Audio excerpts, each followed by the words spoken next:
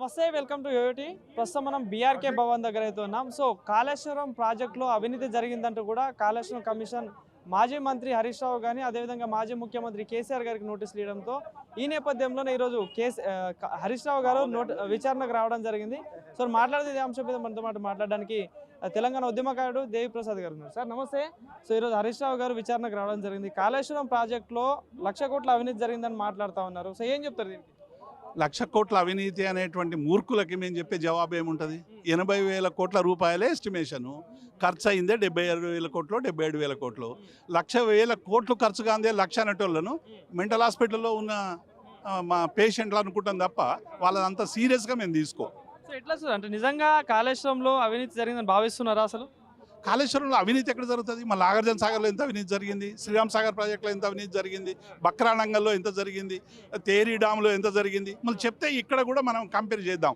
అసలు కాంగ్రెస్ ఏమంటుందంటే ఏ కట్టడంలోనైనా కరప్షన్ ఉంటుంది అనేటువంటిది వాళ్ళకి తెలిసిన డిక్షనరీ. కాబట్టి ఆ డిక్షనరీలో నుంచి ఆ కోణం నుంచి చూస్తున్నారు తప్ప ప్రజా కోణం అనేటువంటిది కాంగ్రెస్లో లేదు. అది మిస్ అయింది కాబట్టి ఇవాళ ఇటువంటి మాటలు మాట్లాడుతూ ఉంది. నిజంగానే అవినీతి ఒకవేళ జరిగితే దానికి వ్యవస్థలు ఉన్నాయి. నీటిపారుదలలో 4-5 అంచెలు ఉంటాయి. విజిలెన్స్ డిపార్ట్మెంట్ ఉంటుంది, క్వాలిటీ కంట్రోల్ ఉంటుంది, డిజైన్స్ ఉంటుంది, ఈఎన్సీ ఉంటాడు, సిఈ ఉంటాడు, ఎస్ఈ ఉంటాడు, డిఈ ఉంటాడు, ఏఈ ఉంటాడు. ఇన్ని అంచెలు ఉంటాయి. ఎక్కడైనా జరిగితే కాంట్రాక్ట్ ఇది పెద్ద పెద్ద ప్రాజెక్టులు కట్టినటువంటి ఎల్ఎన్టీ కంపెనీ కానీ మిగతా కంపెనీలు కట్టినాయి. ఏదైనా ఖరాబ్ అయినా చెడిపోయినా మళ్ళీ వాళ్ళే చేసి ఇచ్చేటువంటి అగ్రిమెంట్ ఉంటుంది ఇది. కాబట్టి ఇది అవినీతి వలన జరిగింది అనేటువంటిది ఇది మూర్ఖత్వం. నిజంగానే ఎక్కడైనా జరగవచ్చు, పూర్తిగా 0 జరిగిందని మేము కూడా చెప్పడానికి లేదు. ఎందుకంటే డెఫినెట్గా ఎక్కడైనా చిన్న జరిగితే డెఫినెట్గా దాని మీద అవసరమైనటువంటి చర్యలు తీసుకోండి. ఎవరొద్దని మేము అడ్డుపడుతున్నామా? ఇప్పటికే ఇంజనీర్ల మీద మీరు చర్యలు తీసుకుంటా ఉన్నారు. అసలు భారతదేశంలోనే 24 గంటలు కష్టపడి పనిచేసినటువంటి గొప్ప ఇంజనీర్లు తెలంగాణ ఇంజనీర్. అటువంటి ఇంజనీర్లను ఇలా దోషులుగా నిలబెట్టేటువంటి ప్రయత్నం చేస్తూ ఉన్నారు. ఇంజనీర్లను మీరు విధానపరమైనటువంటి నిర్ణయాలు రాజకీయ పార్టీలు తీసుకుంటే ఎగ్జిక్యూషన్ చేసేటువంటి బాధ్యత ఉన్నటువంటి బ్యూరోక్రసీని ఇలా అనుమానం చూపులు చూస్తూ ఉన్నారు. కాబట్టి మీరు ఇప్పటికైనా కాంగ్రెస్ పార్టీకి మేము ఇచ్చే సలహా ఏంటంటే మొదలు మీ 420 హామీలు 6 గ్యారంటీలు అమలు చేసి ప్రజల్లో మెప్పు పొందండి. మీరు మీరు మీరు ఎన్ని జన్మలు ఎత్తినా కాళేశ్వరం ఎవరు కట్టిరంటే కేసీఆర్ అంటారు. 24 గంటల విద్యుత్ ఎవరు ఇచ్చారంటే కేసీఆర్ అంటారు. సెక్రటరియట్ ఎవరు కట్టిరంటే కేసీఆర్ అంటారు. యాదాద్రి ఎవరు కట్టిరంటే కేసీఆర్ అంటారు. దీన్ని మాత్రం నువ్వు దుడ్చలేవు. కాబట్టి ఇంకేమైనా అంతకంటే గొప్పవి కట్టి నీ పేరు పెట్టుకో తప్ప ఉన్న వాటికి ఫూలిష్గా అదేదో సున్నమేసి అది నాది అని చెప్పుకునేటువంటి ప్రయత్నం చేయడం అనేటువంటిది సరికాదు. మేడిగడ్డను వెంటనే రిపేర్ చేయండి. 371 పిల్లర్లు ఉంటే 2 పిల్లర్లు మాత్రమే కుంగిపోయినాయి. అవి కూడా 23 లక్షల క్యూసెక్కుల వరదొచ్చినా ఎక్కడ కూడా ఒక్క పిల్లర్ కూడా కింది నుంచి ఎక్కడ కూడా డ్యామేజ్ కాలేదు. అంటే దాని అర్థం ఏంటంటే ప్రకృతే ఇవాళ టెస్ట్ చేసింది, ప్రకృతే టెస్ట్ చేసి ప్రకృతే సర్టిఫికేట్ ఇచ్చింది. కాబట్టి ఇక అంతకంటే గొప్ప సర్టిఫికేట్ అవసరం లేదు. మీరు కావాలన్నా ఏదైనా చేయండి. ఇవాళ 16 టీఎంసీలు ఇచ్చి 160 టీఎంసీలు ఇవాళ తెలంగాణ ప్రజల ఆకాంక్షల కోసం రూపుదిద్దుకున్నటువంటి ప్రాజెక్టులు ఇలా మన కళ్ళ ముందు కనబడతా ఉన్నాయి. ఇలా భారతదేశంలోనే 2వ రాష్ట్రంగా పంజాబ్ను మించిపోయి కూడా ధాన్యాన్ని ఉత్పత్తి చేసినటువంటి రాష్ట్రం తెలంగాణ. కాబట్టి ఇవన్నీ మర్చిపోయి మీరు కేవలం అది లేదు అంటే ఇంకొక కుట్ర కూడా కనబడతా ఉంది. ఇలా గోదావరిలో 969 టీఎంసీలు బచావత్ ట్రిబ్యునల్ ప్రకారం కేటాయించిన అన్నింటినీ సమర్థవంతంగా వినియోగించుకునేటువంటి గొప్ప పని కేసీఆర్ గారు చేసిండ్రు.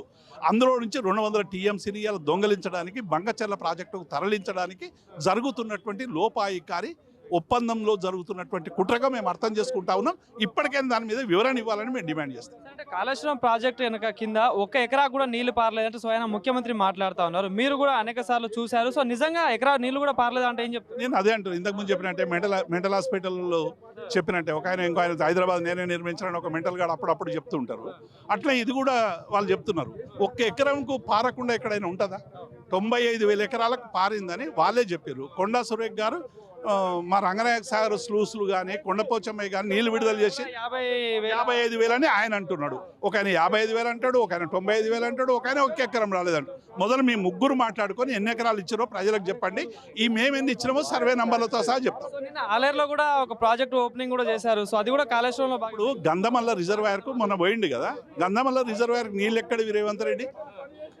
ఈ కాళేశ్వరంలో అదొక భాగం, అదొక కాంపోనెంట్. గంధమల్లకు నీళ్ళు రావాలంటే కాళేశ్వరం నుంచే రావాలి, రిజర్వాయర్ నుంచే రావాలి. కొండపాచమ్మ సాగర్ నుంచి కింద ఇంకొక రిజర్వాయర్, ఆ రిజర్వాయర్ నుంచి గంధమల్లకు రావాలి. మీరు గంధమల్లనేమో మొదలు పెడతాం, కంప్లీట్ చేస్తామంటారు. కూలేశ్వరం అయినాక మీకు గంధమల్ల ఎట్లా చేస్తారు? కాబట్టి ఇవన్నీ కూడా ఏంటంటే ప్రజల్లో మతిమరుపు ఉంటుంది, మేము ఏది చెప్తే అది నమ్ముతారు అని ఒక ప్రజల పట్ల చులకన భావంతో చేస్తున్నటువంటి ప్రయత్నం తప్ప డెఫినెట్గా ఇవాళ తెలంగాణ మా హరీష్ రావు గారు ఇవాళ నిన్న పవర్ ప్రజెంటేషన్లో ప్రజలందరికీ కూడా సమగ్రమైనటువంటి కాళేశ్వర స్వరూపాన్ని వాళ్ళు ఆవిష్కరించే ప్రయత్నం చేశారు. ఈ రోజు కూడా కమిషన్ ముందు చెప్తారు, మా కేసీఆర్ గారు కూడా వస్తారు. ఇది ప్రజల్లోకి తీసుకుపోతాం. ఈ పంచాయతీ టీఆర్ఎస్కు కాంగ్రెస్ కాదు, ప్రజలకు సంబంధించినటువంటి ఆకాంక్షల మీద మట్టి పోస్తున్నటువంటి కాంగ్రెస్ సర్కార్ని సరైనటువంటి రీతిలో ప్రతిఘటించడానికి మేము చేస్తున్నటువంటి కార్యాచరణ. ఫైనల్గా ఒక ప్రశ్న సరే, ఒక్క నోటీసులకే ఎందుకు ఇట్లా ఆగమైతా ఉన్నారు, ఎందుకు ఇట్లా భయపడుతున్నారు? నేను పోలేదా జైలుకి అంటూ నిన్న రేవంత్ రెడ్డి గారు మాట్లాడుతున్న పరిస్థితి ఏం చెప్తారు? ఓటుకు నోటు చేసిన వాళ్ళు దొంగలు జైల్లోకి పోతారు. మేమేం దొంగలం కాదు, మేము ఒక రాజకీయ పార్టీ ప్రతినిధులం. మాకు లేఖలు ఇచ్చినప్పుడు జవాబు చెప్తున్నాం. మేము ఎక్కడ కూడా మేమేం భయకంపితులు అవుతున్నామా? మంచిగా పొద్దున టిఫిన్ చేసినాం, హాయిగా ఉన్నాం, మధ్యాహ్నం కూడా లంచ్ చేస్తాం. మాకెక్కడ కూడా ఏ తొందరపాటు లేదు. డెఫినెట్గా ఇవాళ ఎందుకంటే ఈ బదనాం చేసేటువంటి కుట్ర చేస్తున్నారు కాబట్టి దానికి ఒక కౌంటర్ ఇవ్వాలి. మేము కౌంటర్ ఇవ్వకుంటే ఏమవుతుందంటే మేము నోరు మూసుకుంటే దోషులుగా చిత్రీకరించేటువంటి ప్రయత్నం చేస్తాం. మా సమస్యలన్నీ కూడా అందులో ఉన్నటువంటి విషయాలన్నీ కూడా ప్రజలకు చెప్పాలనే తపన తప్ప మేమేమి మీకు ఈ లేకొచ్చినందుకు మాకు తెలియదా కమిషన్కి ఏం హక్కులు ఉంటాయని?